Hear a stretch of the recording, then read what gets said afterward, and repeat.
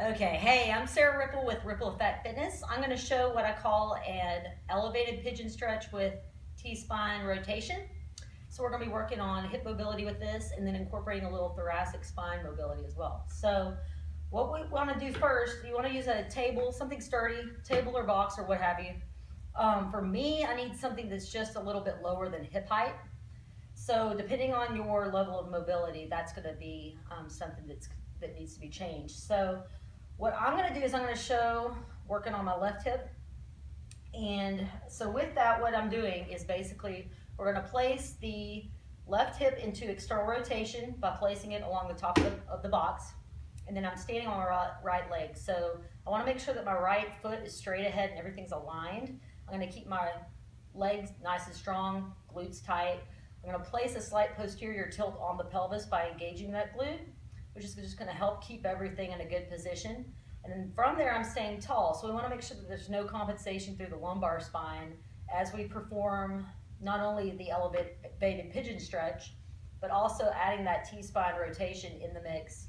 We want to make sure that we're being effective with how we're setting, not only setting things up, but the performance of the movement. So in essence, and I say this to everybody, it doesn't matter what exercise or stretch or this, that, or the other that you're doing, but if the setup is not there, then the rest of it's going to be garbage. So you want to make sure that you are strict with how you set things up, and then from there, of course, make sure that the performance is acceptable, or of course, the best you can have it. So with that being said, what we're going to do, I'm going to place my left leg up on the box. So I've got my lower leg laying against the box. My right foot is straight ahead. I've got my ankle underneath my hip. This right leg is nice and tight. I'm engaging the glutes, so I'm tilting the pelvis backward just a little bit, and I'm thinking about pushing this left knee down into the box.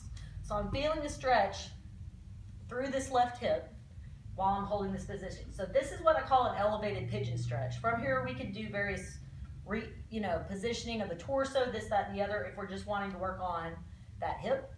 But what we're doing is we're going to stay tall. We're going to place the hands behind the head in what I call prisoner position.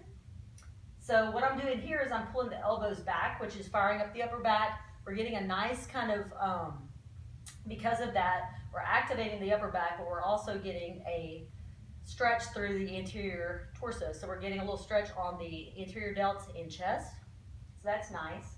So from here, just staying tall, everything's set. What I'm going to do is I'm going to do rotations towards the hip that I'm stretching.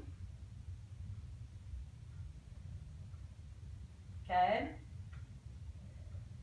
Then I'm also going to do rotations away from the hip. So going the other way while maintaining the setup, making sure everything looks good. Just like that. So in a nutshell, that is a stretch or mobility drill, I guess, would be a better term for it, that I call the elevated pigeon with T-spine rotation. Give it a shot. Let me know if you have any questions, and have a great day.